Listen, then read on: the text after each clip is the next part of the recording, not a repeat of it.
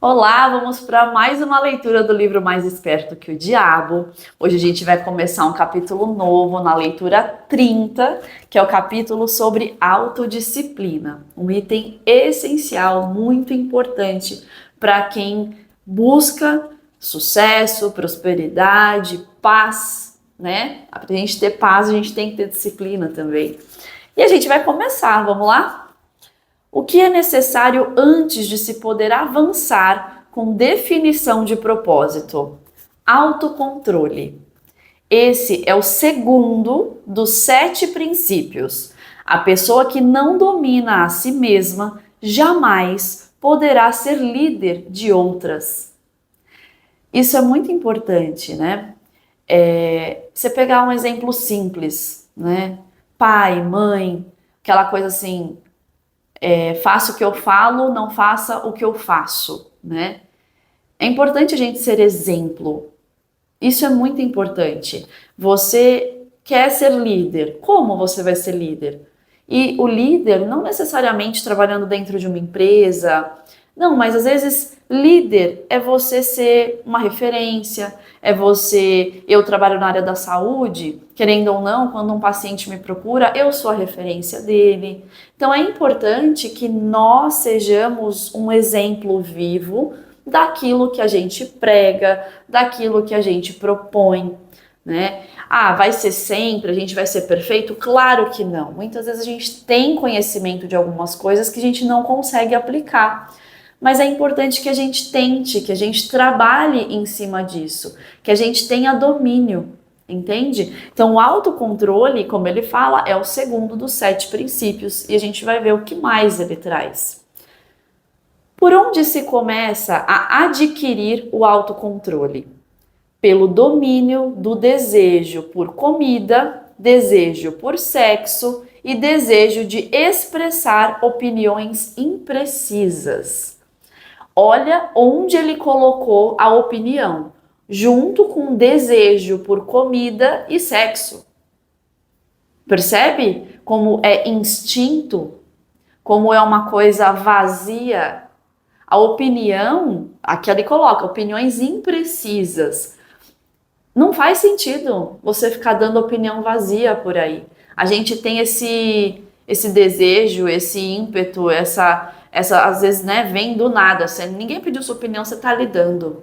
Ou então a sua mente já está trabalhada para criar opiniões, né? Então isso é muito importante. Mas esses desejos são naturais, também são perigosos, porque pessoas sem autodomínio tendem a torná-los vícios. Com o autocontrole, o autodomínio, os desejos podem ser satisfeitos sem excessos. No yoga a gente tem brahmacharya, né? Que na base principal é a castidade, né? E aí, num conceito mais amplo, a gente traz essa ideia de você se observar, se perceber. Então, quais hábitos você tem na sua vida que você não percebe, mas já se tornaram vícios? Lembra que a gente falou do ritmo hipnótico? É mais ou menos isso. O que tomou uma rotina na sua vida que você sabe que é nociva e que você faz e já nem percebe, mas você sabe que é nociva, você tem essa consciência. Você consegue listar essas coisas? Porque tem coisas que a gente acha que não está viciado, que a gente acha que tem controle, mas quando tira, quando faz o jejum daquilo, que esse jejum é bem legal da gente fazer, tá? Eu vou ficar uma semana sem isso aqui. Deixa eu ver como que o meu corpo reage, como a minha mente reage. É aí que você percebe o quanto você está apegado e dominado por algo, quando você fica sem. Então é legal a gente fazer esse tipo de atividade. É muito legal, porque a gente tem alguns desejos que são básicos, simples, que a gente normaliza, mas não quer dizer que eles estejam equilibrados. E o equilíbrio é tudo. Equilíbrio, ele tá dentro do autocontrole. É você, eu estou com vontade de comer um chocolate. Qual chocolate? Quanto? Percebe? Você tem esse controle? Ah, não, eu prefiro nem comer, porque se eu comer um, eu vou querer comer 200. Isso já não tem autocontrole, você não tem domínio, você acaba tendo uma fraqueza diante daquilo, né? Como as pessoas se excedem nos desejos. Pegue o desejo por comida, por exemplo. A maioria das pessoas enche o estômago com alimentos pesados, que se convertem em toxinas e entopem o sistema excretor e ficam estagnados no organismo. A vítima fica lenta nos movimentos físicos e mentalmente irritada e inquieta. Comer de forma inapropriada é a grande responsável pela maioria das doenças e por praticamente todas as dores de cabeça. Tão importante quanto eliminar o lixo e as porções não utilizadas de comida é ingerir as quantidades corretas e as combinações adequadas de alimentos. Gente, essa parte, ela entra muito numa das linhas dos meus atendimentos, que é a dieta terapêutica, né? Às vezes as pessoas perguntam para mim assim, como que as pessoas viviam tão bem antes, sem suplementação? Porque antes as pessoas, elas eram mais ativas, a comida ela era mais natural, ela era mais pura, a rotina, mesmo corrida, não era como é hoje, a quantidade de informações que a gente tem, né? Então a gente foi criando um sistema onde a gente vai se alienando, que é o que a gente fala aqui, da alienação. A gente constrói uma estrutura de dependência total de remédio, de suplementação, de vícios, de estresse. E é a gente que faz isso. A gente cria essa rotina. A gente faz isso com a gente. O sistema está assim, mas você não precisa estar. E se está, por que está? Se você puder perceber e sair dessa matrix, sair desse lugar, eu te recomendo que faça isso o quanto antes, né? Então, dentro do Ayurveda, que é a medicina indiana, dentro da medicina chinesa, nós trabalhamos muito as dietas terapêuticas. É o alimento como remédio, é o alimento como processo de prevenção e de cura, né? Então, a gente tem comida de verdade, só que a gente não tem tempo de cozinhar. A gente tem a comida de verdade, mas a gente está tão cansado que não tem disposição para cozinhar. E olha que doentio o mecanismo, porque nessa de não ter tempo, de não ter disposição, você come errado, come em excesso, come o que não deveria, ou às vezes até come o que deveria, mas as combinações, como ele fala aqui, não são adequadas, não são indicadas para você. Aí você fica com mais indisposição, com mais inquietação, com mais irritabilidade, e isso vai virando uma bola de neve. Uma bola de neve. E, obviamente, as doenças vão começar a surgir. O corpo não resiste, ele precisa compensar, e aí isso começa a desarmonizar o corpo. Entende? Então, o alimento ele é muito importante. Olhem o alimento como algo sagrado, a alimentação como sagrada, não como fonte de prazer. Não é para atender os seus desejos. Se a gente parar para pensar, a gula é um dos pecados, né? E você comer de qualquer maneira, você não cuidar disso, é de uma ingratidão tão grande, porque esse corpo lhe foi dado, lhe foi emprestado por um tempo. E como você cuida dele? Né? Você dá para ele o que ele de fato precisa? Às vezes a pessoa cuida melhor de um carro do que do próprio corpo, né? Lava, põe a melhor gasolina, cuida, faz manutenção, faz preventivo. E o corpo, cadê? Judia, judia, judia. Então, o corpo ele é uma máquina, sim, que tem regras a serem seguidas para que ele funcione bem. E se você não dá o que ele precisa, esquece, ele vai começar a ter falhas. Ele vai apresentar problemas no sistema, na biomecânica, na engenharia. Entende? Então, esse autocontrole é muito importante e ele está muito atrelado à espiritualidade, a você compreender que é um templo sagrado e que não tem diferença. Pode ser um pouco pesado o que eu vou falar agora, mas não tem diferença de um suicida que pula da janela e resolve de forma muito mais rápida as questões da vida e alguém que diariamente vai se envenenando sabendo que aquilo pode matar, que aquilo vai tirar anos de vida. Percebe? Você só não está se matando de imediato, mas você está se matando aos poucos. E é o seu bem-estar que está sendo atrapalhado, que está sendo interrompido. Ou seja, é o luto do bem-estar, é o luto da qualidade de vida, é o luto de uma vida saudável. É um suicídio. Porque viver doente, viver irritado, viver numa situação onde a angústia, onde a tristeza, onde a falta de propósito te pegam, te tira de um sentido de vida. E não faz sentido viver assim. Vou me matar? Não, vou corrigir. Vou buscar os recursos para viver melhor, para me sentir melhor, para ter prazer de viver. E tem muita gente tratando doenças emocionais, como depressão, ansiedade, pânico, com medicamentos. Só que a rotina, os hábitos de vida são uma vergonha. Hoje é muito fácil, as pessoas estão com preguiça de mudar os hábitos. Elas estão frágeis, elas estão tão frágeis que não mudam o próprio hábito de vida. Elas querem mágica, elas querem alguém que resolva o problema por elas.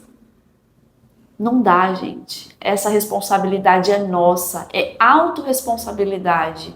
É entender que nós geramos os problemas que nós temos, de todas as formas. Como se pode dominar a emoção do sexo? Pela simples transmutação em alguma atividade que não seja a cópula.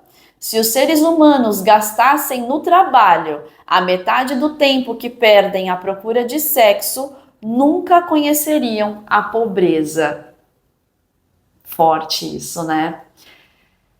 Uma vez eu vi um vídeo de um profissional de Ayurveda bastante renomado, e aí vieram vários comentários, e era nítido que não era por maldade, mas era por falta de conhecimento, né?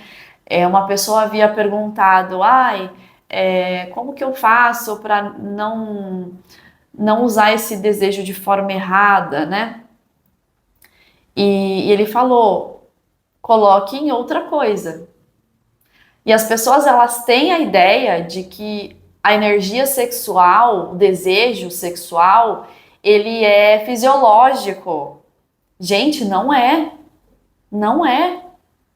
Eu sei que existe uma área da medicina, existem profissionais que trazem a ideia, né? A liberdade do corpo, de expressão, o sexo como algo natural. Mas para quem está buscando a espiritualidade, a evolução, saúde mental, isso não faz sentido. Não faz sentido. Pode ser polêmico, ok? Você não precisa concordar comigo.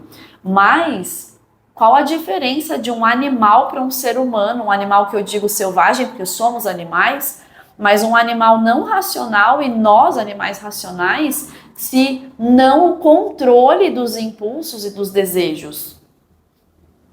Né? Eu lembro que um mestre espiritual falava, se você não consegue dominar o seu desejo sexual, venha na próxima vida num corpo de coelho. Já que é isso que é importante para você. Já que usar seu intelecto para estudar, para servir, para pensar, para ser um ser pensante de fato e não um ser que cede aos desejos, não precisava vir com essa estrutura tão divina, com cérebro, com mente, com capacidade de evolução, de discernimento. É muito pequeno ficar nesse lugar. É muito pequeno ficar nesse lugar. Você não ter domínio desse desejo, desse impulso, te coloca num lugar de falta de controle, de descontrole. E você precisa dominar essa energia. Porque energia é energia. Não existem várias energias, existe uma energia. Todos nós estamos conectados a esta energia. E existe a energia sexual. A gente separa, mas ela em si não tem separação. É igual à saúde. Você tem o cardiologista, você tem o neuro, você tem o endócrino, você tem a fisioterapia, você tem a enfermagem, você tem os segmentos na saúde. Mas a saúde é a saúde. Se eu não tiver um olhar integrado, se eu não tiver conhecimento do todo, eu corrijo uma coisa e estrago outra. Porque se eu apertar esse parafuso, alguém vai sentir a pressão, não só o parafuso. Percebe? Então, não existe essa ideia de segmentação no universo. Somos um, ponto. Existem as partes, elas são importantes como parte, mas elas fazem parte do todo. Entende? Então, quando a gente fala de energia, é exatamente assim. É desse jeitinho. Energia sexual, energia intelectual, energia social, energia familiar, energia digestiva, energia... Tem várias energias. Tudo bem. Onde eu vou pôr a minha energia? Onde eu der foco. Onde eu tenho propósito. Se o seu propósito... Eu vou dar exemplo de um relacionamento fiel, monogâmico, ok? Existem muitas pessoas bonitas, interessantes, bacanas. O que te faz não trair? Um propósito, certo? Porque muitas vezes a pessoa nem está feliz, mas ela não trai. Por quê? O propósito dela é o próprio valor. Não está no outro, está em si. E ela tem coerência de, se isso aqui não tá bom para mim, eu não vou me corromper. Eu não vou me corromper, o meu propósito é evoluir. Eu não sou um animal, eu tenho autocontrole e eu tenho poder de decisão. Eu estou nesse relacionamento porque eu escolhi estar. Não cabe traição se eu assinei um contrato monogâmico. Não cabe traição. O propósito faz isso. Ah, eu estou num emprego, eu estou num trabalho. Muitas vezes a gente tem que fazer coisas que a gente não gosta no nosso trabalho, mas a gente faz. Por quê? No propósito de continuar empregado recebendo o seu salário no final do mês. Percebe? Então, quando existe um propósito, a gente põe foco e energia naquilo. E se a sua energia ela tá muito focada na sexualidade ou na comida, você está precisando de um propósito um pouquinho maior. Concorda? Qual é o propósito da sua vida? O que você não quer corromper? O que essas fraquezas fazem você corromper na sua vida? É isso que você tem que se perguntar, tá? Energia não existe segmento, ela é uma só, lembre-se sempre disso. Você escolhe onde colocar a sua energia. Tanto que existe a Kundalini, existem meditações, existem práticas respiratórias, onde a gente faz a ascensão dessa energia. Porque energia sexual, ela tá nos chakras inferiores. Vamos jogar ali básico e sacral, tá? Matéria, sensações, a sexualidade, os prazeres, né? Se essa energia do chakra básico estiver muito forte, ela vai puxar a energia dos chakras superiores. Ela vai estar em excesso. Só que os chakras, ele é um sistema que ele flui. Se alguém está em excesso, ele vai ter que drenar. E aí esse outro chakra que está tendo que alimentar esse excesso fica fraco. Então, se eu tenho excesso de um lado, eu vou ter deficiência do outro. E eu preciso de equilíbrio. E se o meu chakra inferior está forte, o meu superior, que é de clareza, de discernimento, de espiritualidade, de intuição, vai ficar fraco. E aí você pensa com as partes inferiores. Tem até às vezes as pessoas falam isso, né? Tá pensando com a cabeça de baixo, tá pensando com as genitálias. Por quê? Porque é uma fraqueza absurda. A maior fraqueza do homem é a língua e as genitálias. Entende? Então, esse controle é importante, esse domínio é importante. E ele fala, se as pessoas gastassem, nunca estariam pobres, não conheceriam a pobreza. Você já percebeu que você vê a quantidade de filhos que as pessoas que moram em condições mais debilitadas, que têm condições financeiras menores? Quantos filhos as pessoas têm geralmente nessas regiões de maior pobreza?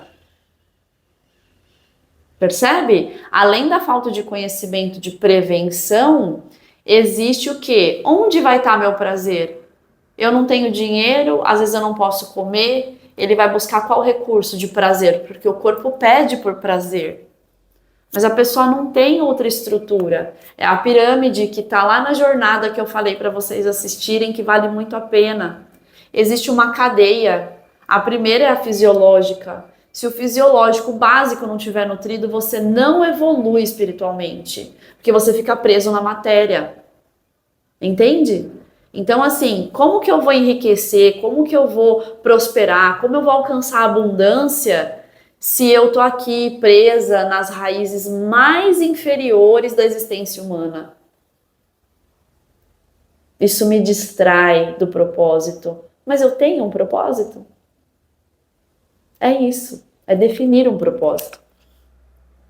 O hábito da indulgência no sexo é tão perigoso quanto o hábito de utilizar drogas ou bebida? Não há diferença. Esses hábitos levam ao controle hipnótico mediante a alienação. Foi o que eu falei, não tem diferença. Do suicídio, lembra que eu falei? Não tem diferença. Então ele coloca indulgência do sexo associada a drogas e bebida. Bebida é uma droga, né? Então é mais uma fonte de vício, de alienação que te tira da realidade por conta de prazer. Um prazer momentâneo, rápido, né? Muitas pessoas acabaram tendo filhos dessa forma, onde não havia uma estrutura familiar, onde não havia amor, onde não havia nada, e simplesmente surgiu uma vida ali de forma totalmente sem planejamento e sem responsabilidade. Por um momento de prazer, você muitas vezes destrói uma vida. Não que ter filho é uma destruição de vida, acho que tá claro, né? Mas concorda que uma estrutura familiar, um planejamento é muito mais respeitoso para essa vida que está chegando? Você se preparar, né? Você ter um ambiente harmônico para receber essa vidinha que está chegando. Isso seria respeitoso, seria digno e correto. Mas hoje as pessoas acabam, né, pelo prazer, por um momento, não se previnem, muitas vezes ficam doentes. As doenças transmissíveis estão aí cada vez mais espalhadas. Por quê? Pelo prazer. Então, vamos pensar sobre isso. Tudo que é vício, tudo que te domina, tudo que te enfraquece, tudo que te traz muito para a matéria, não que a matéria não tenha sua importância, ela tem, mas com controle, que é o que a gente está falando, autodisciplina, autocontrole. Então, minha sugestão para o seu caderninho terapêutico de hoje é: liste as coisas que você sabe que são nocivas e que você faz, que você ainda faz, que você percebe. E depois começa a tentar perceber o que você não percebe. Coisas que você faz de forma repetida e que você nem faz ideia que talvez você esteja viciado nelas. Se desafia isso. Pega uma coisa que você faz todo dia e tenta ficar um dia inteiro sem aquilo. Vê como que você se sente, como que você reage, quais são as emoções que surgem em você com essa tomada de decisão. Se coloca nessa situação. É muito bacana, é muito legal mesmo. Faz a gente pensar em várias coisas, amplia muito a nossa capacidade de consciência e é poderoso, é poderoso. Então, a gente vai ficar por aqui e na próxima leitura a gente continua com o capítulo Autodisciplina. Até lá, tchau, tchau!